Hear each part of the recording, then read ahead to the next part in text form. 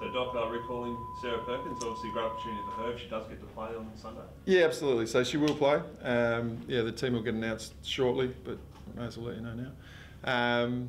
And has been able to train pretty much consistently since the Darwin game, as we sort of talked about. She hadn't done any training prior to that. So it's great that she's physically able and ready to go, and yeah, she'll definitely give us a bit extra presence forward of the ball. Sorry. Yeah, Roman.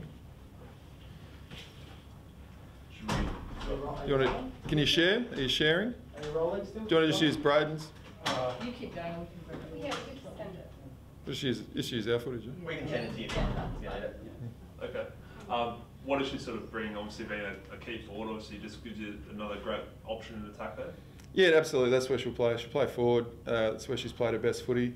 And yeah, probably at times on last weekend we lacked probably one extra target. So that'll hopefully remedy that situation. How have you gone about, obviously, kicking 111 last week? How have you gone about addressing the goal kicking? That's all we've done this week, just goal kicking. Just goal kicking, 24/7. Can you actually practice that at the moment, given obviously at Footy Park you've got the nets down behind the goals? Are you able to actually practice goal kicking? Yeah, you just got to jump the fence, get over into the sand, go and get the ball and bring it back over, yeah. So the players are allowed goal kicking? You do have goal kicking practice training? Yeah, absolutely, you're allowed to kick goals. Yeah. Okay. You have to say it was composure all over the ground on Saturday night though. Is that something you can actually work on at training, or it's just going to...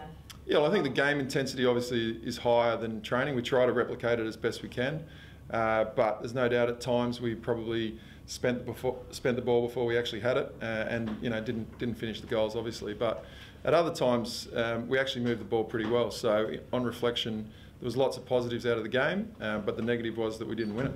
You did say you want to see the girls play instinctively. Did you see enough of that on the weekend, or are they still kind of thinking about things too much? Yeah, look, I think once again there was big chunks of the game where they did play really instinctively, and there were probably moments where we just lacked that composure. So pressure does that in times, and I think you have to acknowledge the opposition's pressure. It was a highly pressured game, as all the games across the weekend, where it was the standard was really high.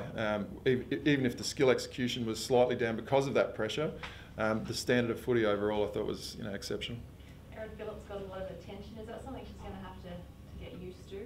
Yeah, it's no different from seasons 1 and 2. She's obviously a standout player, and as such she draws opposition pressure, so that's fine. She's capable of dealing with that. You've named her at full forward, but obviously that probably doesn't mean a lot. Like you've probably played through the midfield a fair bit. Yeah, well, last week it was probably almost a 50-50 split, and it'll be somewhere in that realm, whether it's 50-50 or slightly more forward, slightly more mid. Kind of depends how we're going. Last week our midfield numbers were really strong, and our forward numbers probably were, well, we converted at a reasonable rate, but they were points instead of goals, so it depends, it gets which way you look at it. We joked about it before, but how much time have you guys spent on goal kicking practices? Yeah, so we did a little bit on both sessions. We have two main sessions, and we did a little bit on both sessions. It's been part of the pre-season. I think if we went out on last Saturday and tried to kick 1 goal 11, we probably wouldn't have been able to. It was just one of those nights. Is it as much of the delivery as well, coming into the forward 50? No, I think it was Bulldogs' pressure. Yeah. I think they, it's all well and good to kick goals in training under, controlled pressure, but they were at us as we were them. Their accuracy wasn't enormously better than ours. In actual fact, it was only one kick better. So while the practice you did this week was under pressure, was it? Or? As much as we can, yeah. But it's really difficult to replicate game intensity, and that's one of the age-old problems in footy. Why don't they kick more goals? Yeah. Back to the midfield. Ebony Marinoff last week, she was pretty great, wasn't she? Can you keep that momentum going, do you think? Yeah, I don't see any reason why not. She's, her pre-season actually has been outstanding. She's been a really strong player across the first 2 seasons, and yeah, she's got a high standard that she demands of herself, and thus far I haven't seen a dip from that, virtually at all. With Sarah, is it an ongoing issue you're going to manage, or is it? No, she seems pretty good. Yeah, I mean, as I said, so it's a really tight time frame. So, she had an incident just prior to Christmas, and then until that first game or the trial game, it was only 4 weeks. So it's not unusual to have to spend 2 or 3 weeks to get something of that nature right. Ordinarily, that's no problem, but when the season is very, very compact, that can have an impact. So, but she's had continuity for the last 3 weeks now, so she'll be right. What did she do to her Well, I am a doctor, but it's probably not my realm. Probably not my realm to delve into it too deeply, other than to say neural, basically neural, which means some pressure on the nerves coming out of the spine. I know Chloe Shear's had a bit of illness this week. Is she going to be okay? Trained, fully Thursday night. She's fine. She's ready to roll. Danielle Ponta? Yeah. So Danielle debuts and played in the Darwin game. Played a really strong game, and probably was a little bit stiff to miss out last week. But yeah, we're really excited about what she brings. She's got enormous talent, and she's working really hard. She's going to play predominantly through the back half, but she's also got capacity to go forward and potentially midfield down the track. But at this stage, probably back and forward. Elite skills. I've talked about the next sort of crop coming through, and she's one of these who's played footy her whole life. We talked about it being her first game, and then we said, well, actually, it's probably about her 101st. She's played footy in the NT since she was a toddler. But her skill level is really high.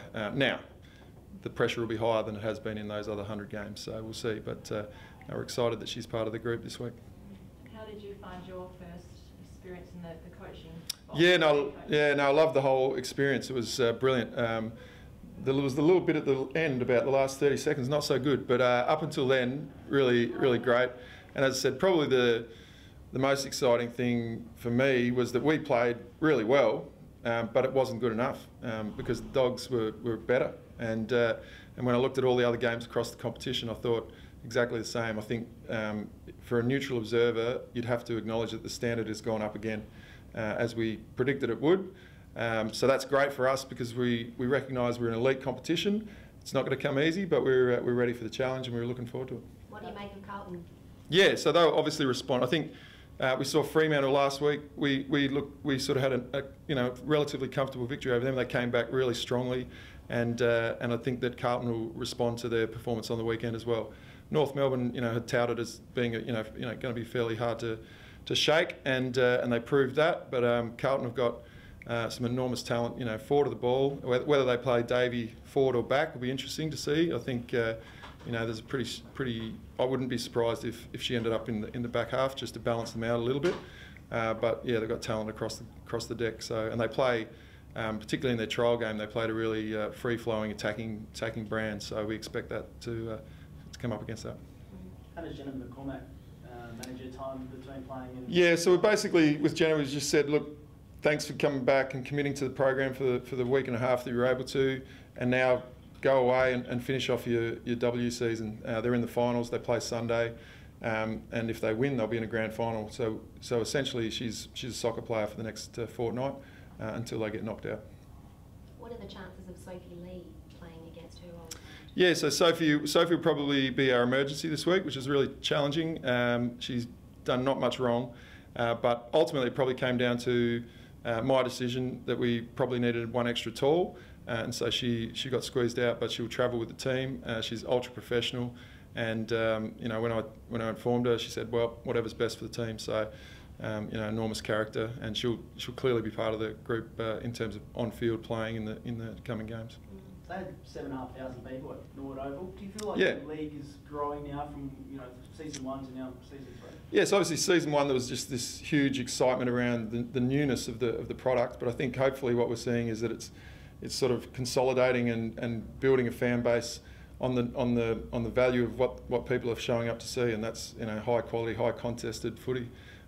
One thing I observe is that the games are quite short, like the quarters are over in about 16 or 17 minutes, so the intensity is through the roof. There's not often in men's football, it's that 25, 26, 27 minute mark when the game will open up and become free flowing.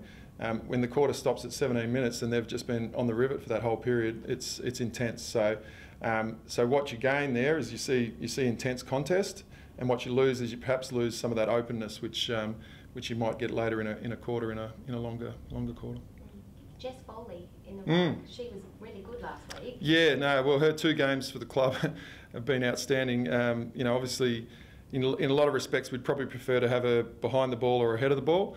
But through circumstance, she's playing ruck, and I thought she contributed really strongly. Got first hand on the ball quite a bit. Our clearance numbers were strong, and she was also an aerial presence as well. So good first up. Matches up with Brianne Yeah, so it's a great challenge. Yeah, so they were Ruck, Downey and Moody, both good athletes, and Moody's probably a little bit more size again, so that's a good challenge. There's other ways to combat size, but ultimately it does help to be really big. But she'll be okay. She'll be fine.